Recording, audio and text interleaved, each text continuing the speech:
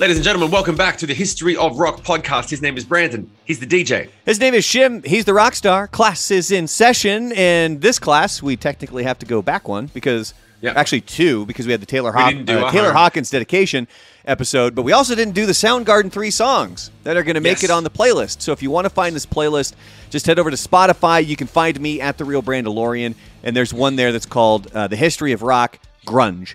And we never picked the 3 songs from Soundgarden. So I'm interested to know which 3 songs you are going with. It's easy. I've always said I'm a song guy. Most of the people who are listening who know me and my taste are probably going to know the ones, right? Obviously, you got Rusty Cage and Jesus Christ Pose. Okay. Right? And the reason is because of the attitude in those songs, man. They just get you going.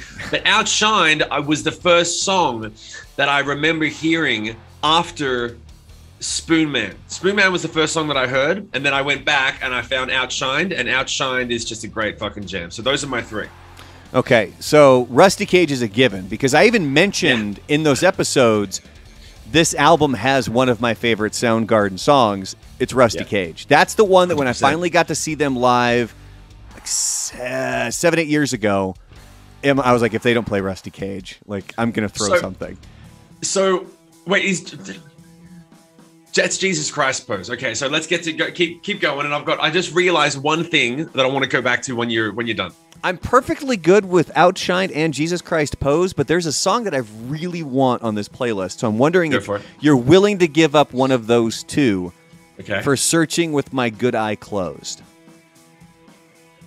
Yeah, really? I mean, that's great, but like, why? But why? It's not better. I don't know. That song, that one sticks with me when I listen to the whole album, front to back. That's the one that I catch myself singing later on in the day. So which one would you take out? Aha. Fuck yeah. Fuck you. Fucking sit in it. Deal with it. See, I don't know, because Outshined and Jesus Christ Pose. Which one would you take out? I wouldn't take out any of them. You fucking started this. Go for it. I know. How about some accountability, Brandon? Okay, so for me, the 3 that I was going to pick were going to be Rusty Cage, Outshined, and Searching with My Good Eye Closed. Really? I was okay. And trust me, it's difficult, but I was willing to not go with Jesus Christ Pose. Nah, Jesus Christ Pose has got to be in there. Are you okay? Look, you can veto me out on this one, but I'm going to get a veto in the future. So we can go with Rusty Cage, Outshined, and Jesus Christ Pose. Yeah, I think we need to. You can have a veto. Let's look forward to when you're going to veto me. All right, there it is. Has anyone ever put together? This is a sidebar, okay? Have you ever noticed? And was Bill and Ted's Excellent Adventure, was that made after Jesus Christ Pose? God, I don't know. I'm looking that up though. Because if you think about it, what is the sound when Bill and Ted go excellent? That's an interesting point right there. It says here. I just fucking thought of it then, because I was about to say Rusty Cage, and then I went, no, that riff is from Jesus Christ Pose. So it's not copywritten, but it's every time that you go and listen to Jesus Christ Pose, you're going to hear Bill and Ted. Yeah. No, Bill and Ted came out long before before Bad Motorfinger did. Bill and Ted's Excellent Adventure came out in '89. So then maybe they ripped it.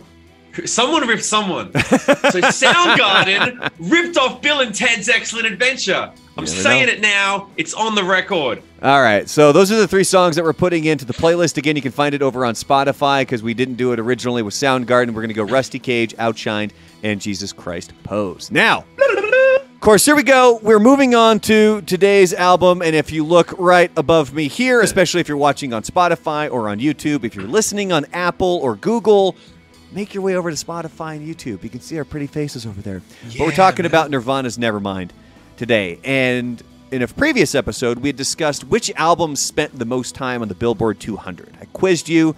You assumed it was a pop album. It was actually Pink Floyd's Dark Side of the Moon. It spent 962 weeks on the charts. Disgusting. In that top 10 is Nirvana's Nevermind. It's 7th on the list, spending 566 total weeks on the charts. Now, overall, Nirvana is also one of the best-selling bands of all time. They have sold more than 75 million records worldwide. And most of those were Nevermind. Yes. I Like, mean, so In let's be Utero real. obviously sold a lot. In and then Utero, yeah, people would yeah, go but- buy Bleach and, Yeah. but Nevermind worked- was like the album. I can imagine that, like, after he died and the dust settled, people were still going and buying Nevermind for 10 years before record sales. Absolutely. dipped. But they go to Nirvana, they go to that, and then they'd burn or copy fucking Bleach from someone else and be like, I like one of those songs, but it's just not as good as Nevermind. Well, that got me thinking. We should do a comparison when it comes to streams. Now, these numbers come just from Spotify that I can find on Spotify. I don't have like secret knowledge or something. People at Spotify. You need to see if they can give us secret numbers. But anyway, I wanted to kind of do a comparison here, looking at Nirvana's "Smells Like Teen Spirit." Like that is the song that vaulted them to complete and utter superstardom. I compared that to Pearl Jam's "Alive" on Spotify. So Pearl Jam's "Alive" has 366 million streams. That's a lot, right? Right. That's a Smells lot, like yeah. Smells Like Teen Spirit has 4 times that at 1.2 billion. That's significant. That's and a I think big that chunk. really. What's the name of the Pearl Jam fans again? The Pearl Jamians? The Jammies. The Jammies? The That's gonna Jammies. piss them off. Doesn't that gotta piss them? I wonder if there's a Jammy in the corner on the virtual metaverse somewhere being like, come on, guys, we can make it. Just another 600 million streams. Just has Spotify on a loop, just playing the Fucking song A. over and over and over again. So here's what I want. So if you're new to the history of rock, Shim gets out his guitar every couple of times every episode, and he trying to starts to think. sing something. And I'm wondering if you could riff on something there with "Smells Like Teen Spirit" having 4 times as many streams as Pearl I can Jam's imagine. "Alive." Come, listen to Alive. We're really behind. We don't know if we can make it there. We're not ashamed. We're just afraid that not as many people care. Yeah, that's what's up. It's well done. It's well done. All right, we're going to move straight into this episode here. So obviously we're talking about Nirvana's Nevermind. It was released on September 24th, 1991. Your singles, "Smells Like Teen Spirit." That was the one out of the gate. It dropped 2 weeks before the album did. And then, of course, you had "Come As You Are," then "Lithium," and then "In Bloom" were all of the singles that came off of this album. In Bloom was the song that did it for me. Everyone loves "Smells Like Teen Spirit." When I first got the record and heard "In Bloom," that was the one where that was my favorite song for the first. Everyone's got their favorite song as it kind of moves through life, but like I remember "In Bloom" blew my fucking hair off. It was awesome. Well, the band at that time, it consisted of Kurt Cobain, obviously, lead guitar, lead vocals. Chris Novoselic, he was on bass and backing vocals, and he is a big, big dude. I was he's watching. like six- he's yeah. 6'7". Yeah, fuck. He's like a giant. And I think I looked up, I think Kurt Cobain was maybe 5'9". So the two of them standing next to each other, that's a pretty big contrast. Yeah. And then, of course, by the time they were on with Nevermind, it's Dave Grohl on the drums and backing vocals as well. So we're going to go back to the beginning here a little bit. The band was formed in Aberdeen, Washington in 1987 by Kurt and Chris, and it had a variety of drummers before landing on Dave Grohl in 1990. He's had some interesting stories. As I was researching the episode for Taylor Hawkins, obviously I was going through a lot of things about Dave Grohl and hearing him answer questions about Nirvana. He told one story. I don't know how completely true this is, but he met some of the other drummers from, like the early drummers from Nirvana. He said one of them, I guess they were at a laundromat, and the dude hands Dave Grohl a quarter, and he goes, "Hey, I'm going to get in this dryer. Turn it on after I get in." So I don't know if that's completely true or not, but it was hilarious. And then he also mentioned that there was one of the drummers that he just didn't show up one day because he was hungover. So that's why he was not in Nirvana anymore. Dude, like, it's some pretty crazy stuff. Well, it's not crazy when you think about where they came from and what they were doing. At the time, Nirvana was fucking nothing. In retrospect. In retrospect. Yeah, in retrospect, yeah. At the time, they were just another fucking band from another fucking town that was just making songs in their garage or wherever they were, grinding it out. And bands and these players, they bounce between a million different bands. Yep. So like, yeah, there's a lot of shitty players and shitty people that just have to slowly get weeded out. Dude, if I could, we had some drummer changes at the beginning of the Puppies. Like there was, I'm dehydrated. Yeah, I'm dehydrated. We went through luckily we only went through three or four drummer changes. And then we landed on the guy who was with us for the whole US section. Yeah, and lucky for them, they've only gone through 2 lead singers too.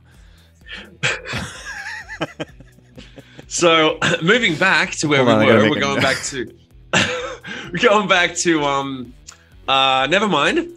They had released their first album, Bleach, under the Sub Pop label in 1989, which was also after Bill and Ted's Excellent Adventure. Brandon.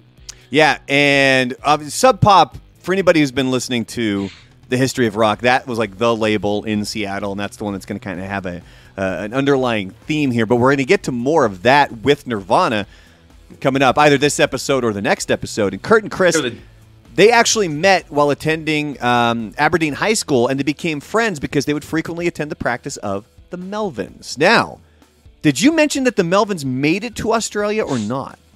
No, this is the funny thing. Nirvana was so big in Australia. The only reason that we knew the Melvins is because we knew the Melvins influenced Nirvana, because it was mentioned in interviews. And people would go and search out the Melvins, but the Melvins never made it on the radio. They never, or if they toured, no one really paid, or at least I didn't. I might have been too young.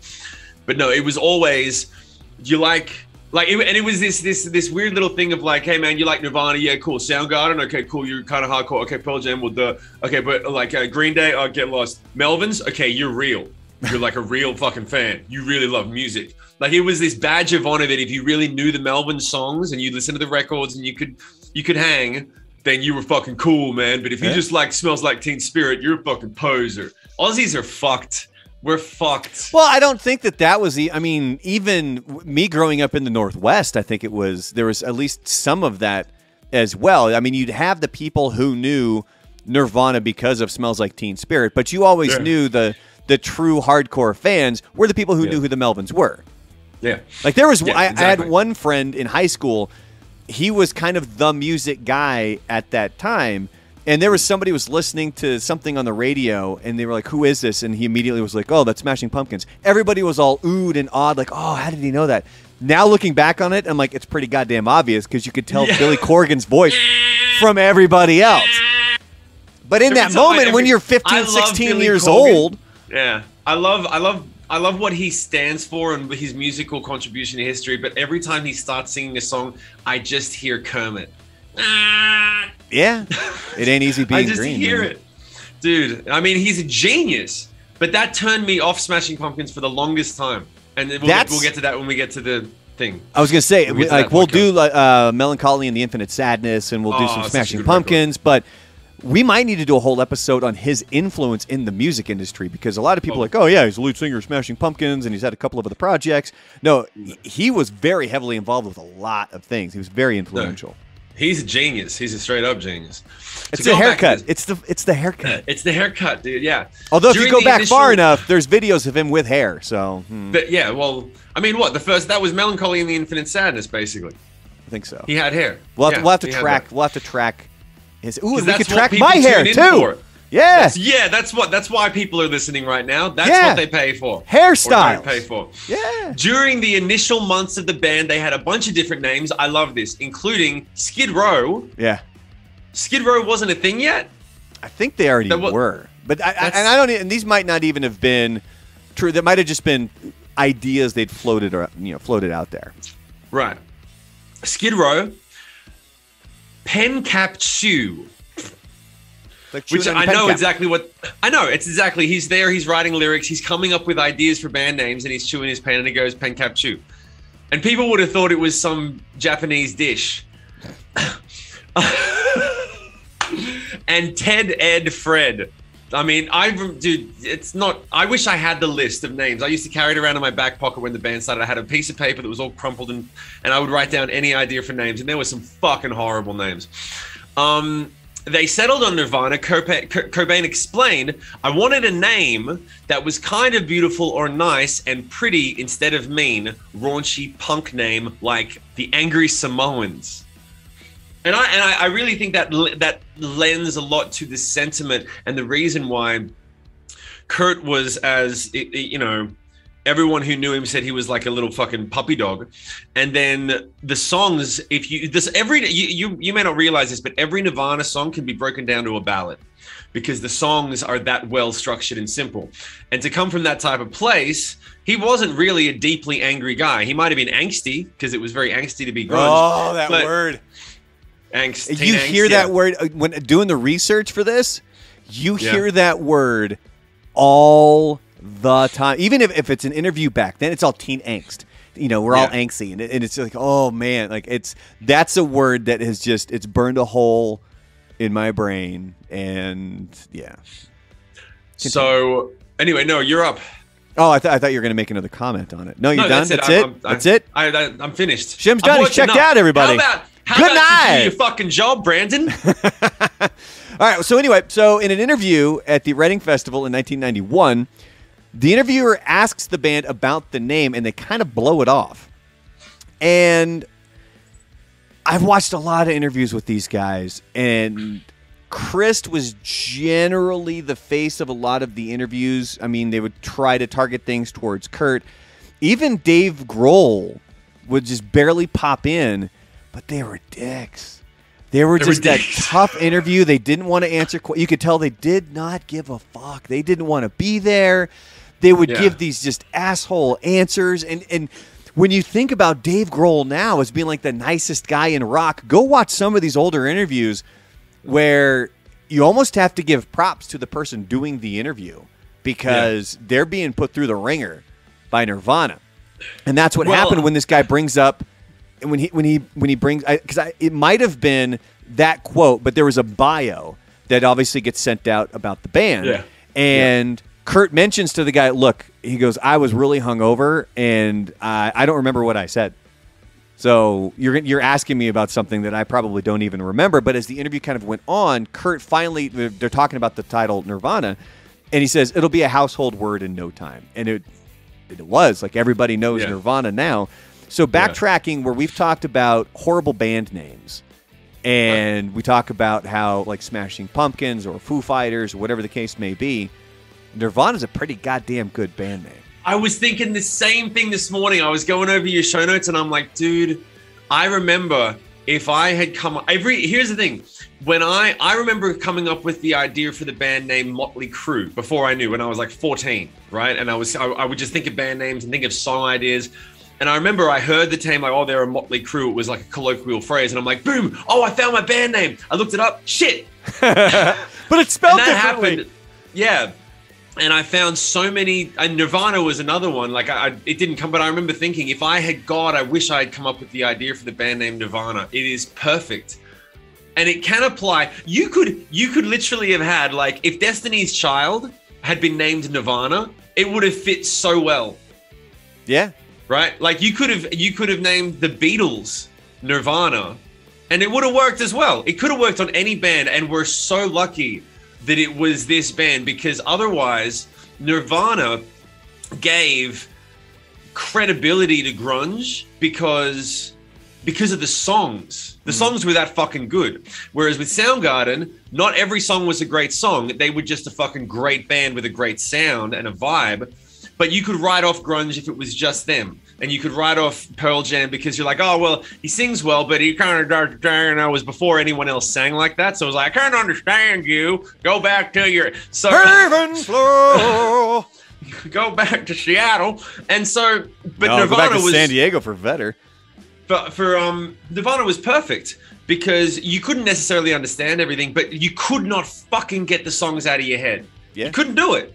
So then when you look it up and you go, okay, so it was just a perfect stars aligning type of moment. And I don't think it was luck. I think Kurt knew exactly what he was doing, that he didn't want to be an angry angst grunge band. He wanted to have a big fucking sound and have amazing music that transcended or ultimately created genre.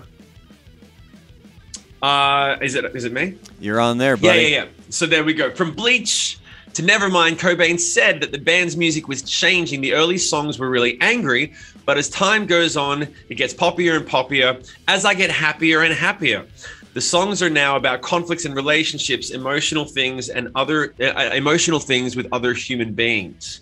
So that's fair enough. See, but the interesting thing is when I hear these quotes, and watching the interviews and the way that they would interview, I almost take every single quote from the band with a gigantic grain of salt.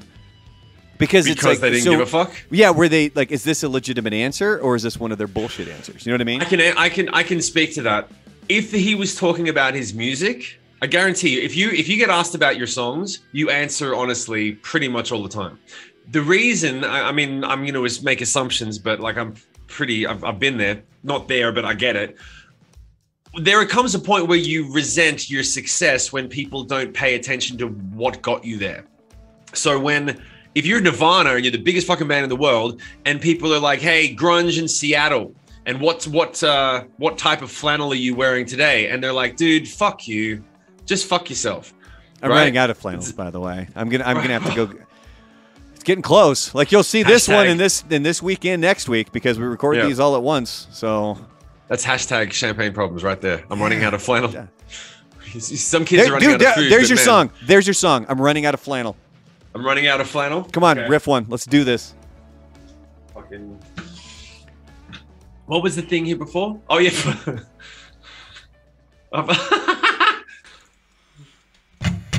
Trying to think of. This was one of the first riffs I ever learned too. I haven't played it in 20 years and I can still remember. I used to be so angry. I wrote my songs about the shit that bothered me.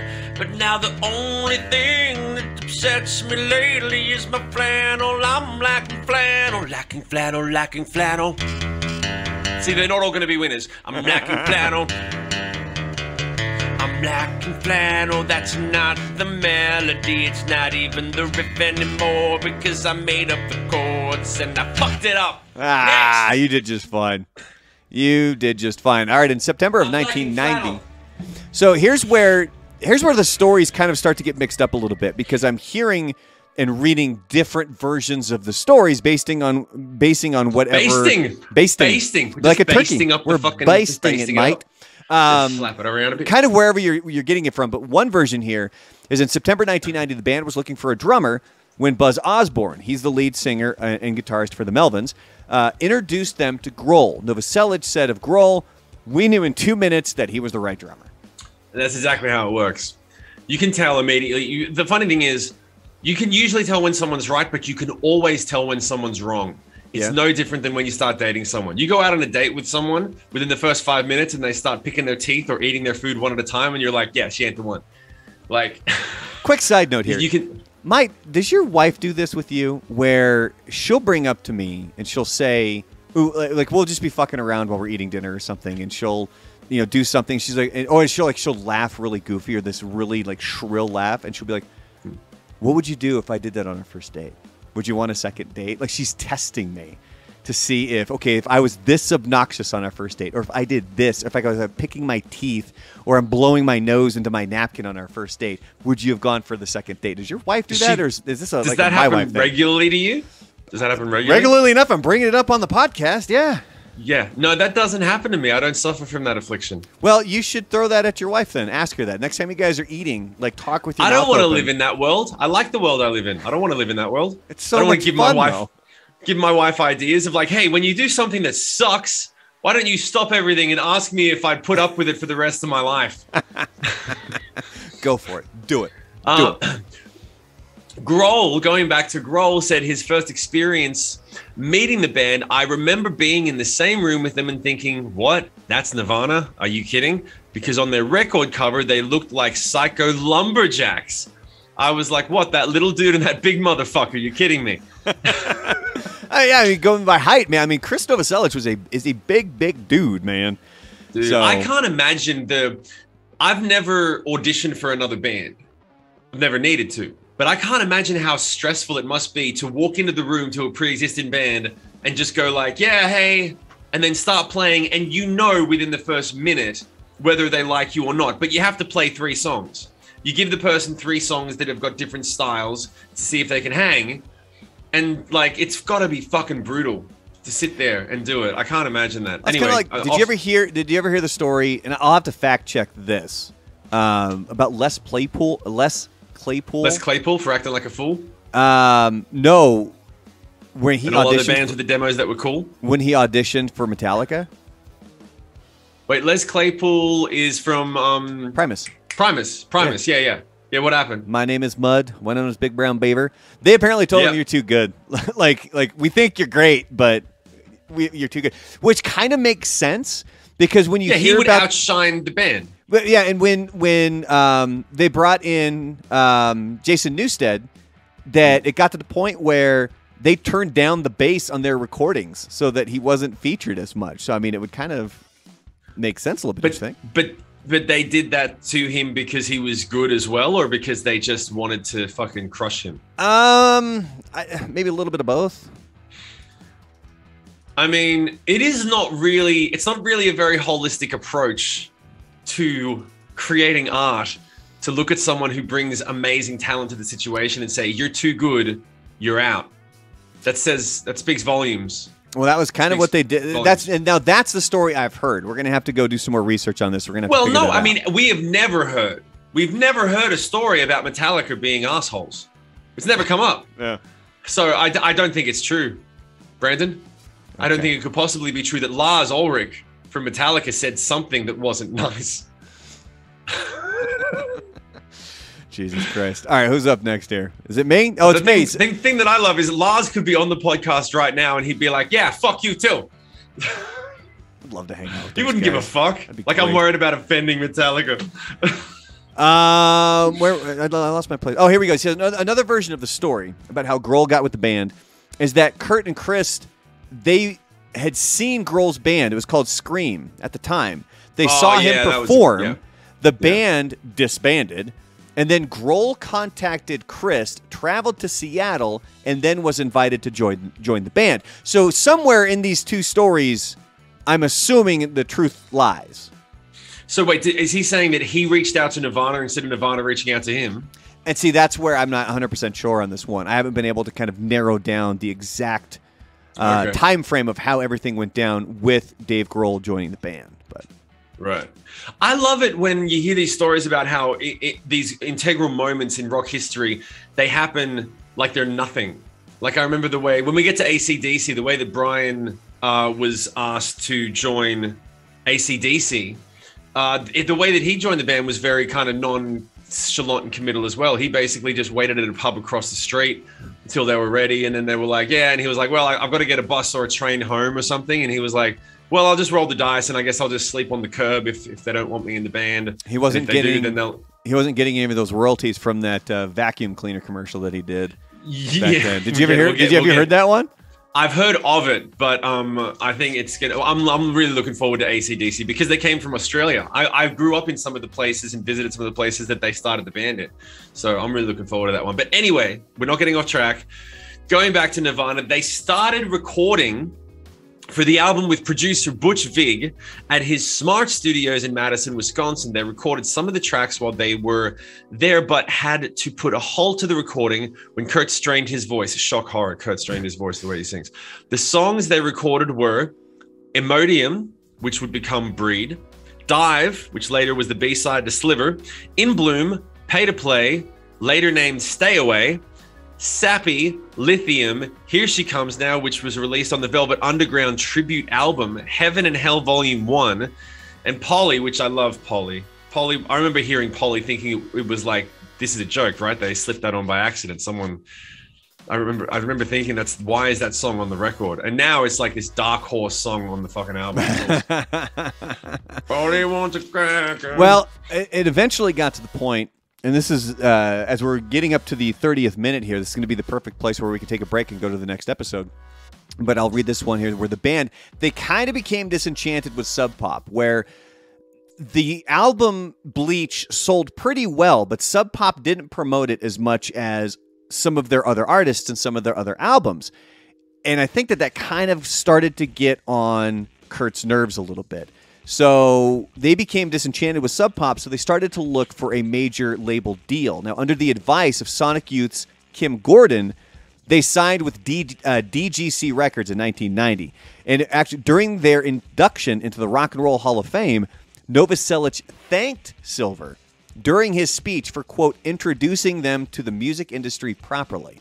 Like, Which is that's a a great pretty dig. it's a pretty big thing right there to have somebody guide them that way. Did you have anybody guiding you when you were, Sick Puppies were starting, or were you just out there flailing around like a chicken with his head cut off? No, we landed on, we only ever worked with one set of people, which has its pros and cons. Because you can say that the people that worked with us, that helped us get to where we are, were there, but at the same time, all the problems that came up were there as well. Yeah. So no, but I never had to deal with going back and forth between, and I think in all honesty, I think it's actually better to bounce around between some shitty situations before things happen, so you can get perspective on, hey, we won't do that again. Hey, we'll look out for this when we sell our first album. Hey, we'll make sure when we go on tour, we don't do that. We just went in a straight line the whole time. So we didn't, and I actually, when my band split, I had to learn all of that after I'd already sold a lot of records. I came out and was like, and I started making these mistakes with working with different people that I shouldn't have and wasting time doing certain things, and was like, I should have learned this when I was 19. But I've only ever done one fucking thing, and it was just a nice, steady, slow race. So it has its pros and cons, but we had success, but then I had more success, but less perspective. So I think it's a bit of a dig to say it for Novoselic, to say introducing them to the music industry properly, which is basically like Sub Pop sucks. Kind of, always did. It's fucking totally says that. Yeah. So that's awesome. Are we going to wrap, or should I keep going? No, let's go through. We'll get through. We have a couple more here. Like, read your. All right, you'll go through your next. You two. tell me. I'll tell you. You're a professional. Okay, so here's what's going to happen. Then they moved. Now that they were signed, they went back to work on the album. They went right back to Butch Vig, but this time they recorded at Sound City Studios in Van Nuys, which is one of the most famous recording studios in the world, which I was very lucky to be able to work in one time right before they tore it down. There's an entire Dave Grohl documentary on it. It's called Sound City, right? And when we did Polar Opposite, we recorded the video for that in Sound City, and it was fucking great to have been able to do that and have video of it and the whole thing. Don't let someone and we have another one. They're turning off. They're turning off. That's the kids. The kids singing. That's the kids singing. Yeah, give it to the kids. So Cobain, remember when we were doing Rockstar 101 and we had Kalen on, and you guys got super nerdy about like layering your voice and all of these other things, and yeah, it was a mistake. It's coming right back here with Cobain. He was reluctant to record overdubs, but he was persuaded to double track his vocals when Vig told him that John Lennon did it. Yeah, I've heard that story, and I think it's a really good example of a good producer doing a good job, rather than saying, because Lennon was a massive, the biggest influence on Kurt. It's infamously like he was worshipped Lennon. So you need to double track vocals on a record, especially a 3-piece record, like unless you want to just stay as a fucking garage band. Doubling vocals is a big deal. I'm not going to get into it, but it makes a huge difference. You can't work with a band as a producer and say, the vocals are going to sound average because you're going to choose to not double your vocals, which basically means you sing it one time, then you sing a second one over the top of it, and you hear both of them at the same time. It makes the vocals sound fatter and fuller, makes it sound like a record. Most producers would have beat the shit out of the guy and just been like, motherfucker, shut up, you're doubling it. And instead he just said, that's a shame because, your hero insisted on it. So the first thing Kurt's going to go, hey man, we got to double him. Got to double him. Yeah. It's a great mind fuck, but it basically it's like what a woman does in a healthy relationship. You make the man feel like they're in charge. Exactly it. That's what a good producer does. Yeah. Is it me? Yeah, this is where we'll wrap up. It's me. Sorry. One. All right. So the sessions, dude, could you imagine being there during the sessions? Went very well, generally, with the band working 8 to 10 hours a day on the album. Vig did say that Cobain would become difficult at times, saying he'd be great for an hour and then he'd sit in the corner and say nothing for an hour. Yeah, because he's a fucking artist. Like, doi. Like, he's an artist. You're saying you've done that? I've done worse than that. Just to sit in the corner and sulk for a minute. I've fucking sabotaged recordings. I've done shit that was so stupid and mean Yeah. No, I This know, is like a- literally, like. No, don't If say you- it yet. Stop. Okay. All right. This is going to be a perfect tease moment for the next episode where Shim will spill the beans on what he has done to sabotage recording sessions. Also, coming up in the next episode, we're going to go through how Smells Like Teen Spirit got its name and also the link that has to the Beastie Boys. Nice. There's a link Fucking there. A. All right. And it's amazing. I love this part of the story. But that's going to be coming up in the next episode. And I promise you we're going to remember to do the 3 songs for Nirvana's Nevermind. Yeah, that's right. Not like we forgot when it was Soundgarden. So we're going to get to that coming up into the next episode. So, as always, in the comments section, if you have any comments, if you want to correct us on anything, or if you want to add anything to go, hey, you guys forgot about this, or did you know, please write it in the comments section. We will come back to it. And Brandon, run down the socials and sign us off. Yeah, if you are watching this actually on Spotify or Apple or Google, there is no comment section, so you can hit us up on the socials. You can find me at The Real Brandalorian over on Instagram. I'm also on Twitch. At The Real Brandalorian. That's the easiest way to find me. And then you can also find Shim. He is Shim Music at Shim. If it doesn't have the blue check mark, it's not Shim. Because it's not me. So it's either Shim or Shim Music. That son of a bitch got the blue check mark. I'm still working on mine. It's called relevance. And I have none. We're getting there. Well, I want a history of rock. I want the history of rock blue check mark. That's what I want. Yeah. That's going to be a game changer. Anyway, we will see you next week. Thank you so much for your time and your energy, which is a very valuable thing. His name is Brandon. He is the DJ. His name is Shim. He's the rock star. Class dismissed.